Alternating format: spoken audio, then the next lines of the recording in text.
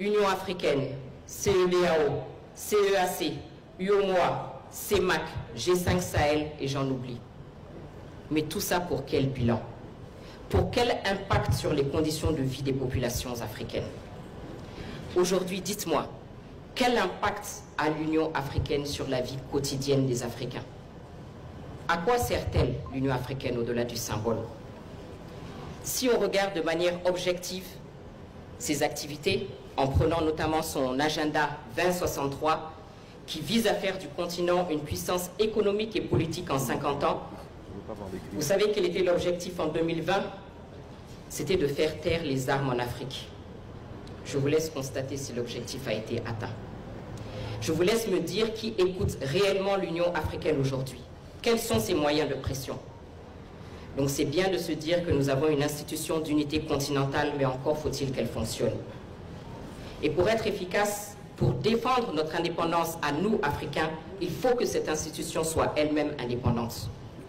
Or, comment parler d'indépendance quand on a une Union africaine qui est incapable de se financer? Quand on a une Union africaine qui est financée par des bailleurs étrangers, avec un pic dans les années 2015, lorsque plus de 71% de son budget était financé par des fonds étrangers. L'Union africaine financée par l'Union européenne, cherchez l'erreur. Des financements qui s'accompagnent sûrement de conditionnalités, car la main qui donne est toujours au-dessus de celle qui reçoit. Comment parler d'indépendance quand à plus de 50 États, nous avons été incapables de financer la construction du siège de l'Union africaine à Addis Abeba? Nous avons des institutions au taux d'échec dans la médiation ou la résolution de crises tout simplement inacceptables. Elles s'illustrent par leur inertie, leur inefficacité face aux problématiques de notre continent, que ce soit sur le plan économique ou sécuritaire. Une chose est sûre, elles ne sont pas parvenues à répondre aux objectifs des pères fondateurs. Mais il faut aussi se dire la vérité.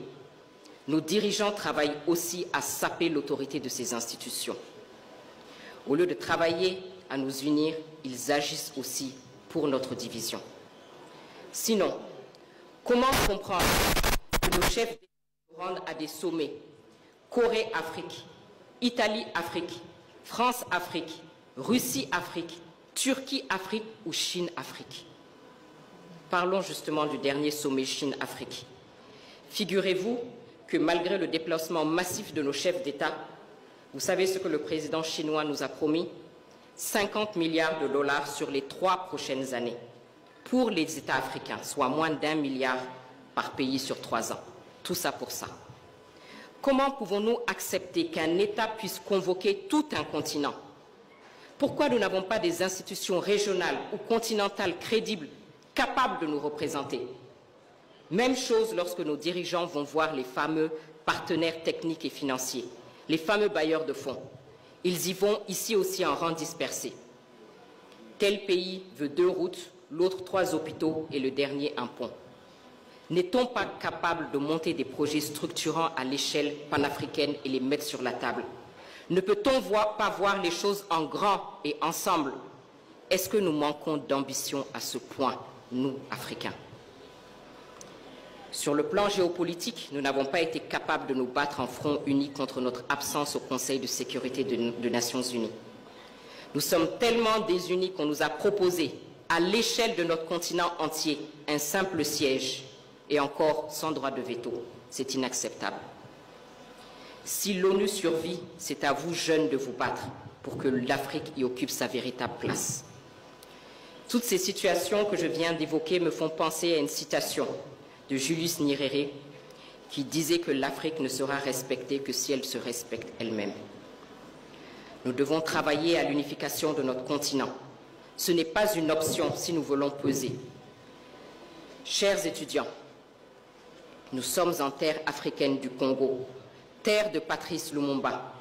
L'illustre Patrice Lumumba, persuadé que l'Afrique écrira sa propre histoire, une histoire de gloire et de dignité. Nous avons et vous avez la mission de travailler de manière acharnée pour que cela devienne réalité, parce que c'est possible. Comment? En appliquant plusieurs principes.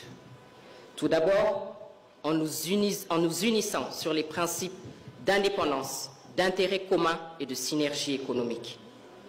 Indépendance tout d'abord parce que, comme je le disais, la main qui donne est au-dessus de celle qui reçoit. Nous ne devons plus tendre la main, nous ne devons plus demander, nous devons créer. Nous devons créer les moyens de financer nous-mêmes nos institutions régionales et continentales. C'est seulement à ce prix que nous pourrons mener nos politiques propres dans l'intérêt de nos peuples. Ensuite, intérêt commun.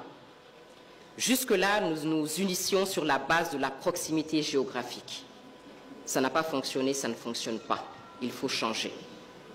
De manière très pragmatique, il faut désormais que nous nous unissions sur la base d'intérêts communs, d'une vision commune, d'objectifs communs. Nous devons accepter de nouveaux instruments d'intégration qui ont pour objectif dorénavant d'unir des États sur la base, comme je le disais, d'objectifs communs, de construction ou de riposte à des menaces communes, comme l'Alliance des États du Sahel en Afrique de l'Ouest face à la menace terroriste. Enfin, nous devons nous unir sur la base de la synergie économique. L'intégration régionale, sous-régionale africaine ne doit plus être un slogan. Il faut aller au-delà. L'intégration doit être concrète pour nos peuples. Elle doit se traduire par des réalisations tangibles qui changent leur quotidien. Fini les institutions bureaucratiques lourdes, budgétivores. Nous devons faire place maintenant à l'action concrète. Comment? Par une synergie, par des pôles économiques intégrés, par des infrastructures, des routes communes qui vont renforcer les liens entre les populations, de grands groupes panafricains sur plusieurs États.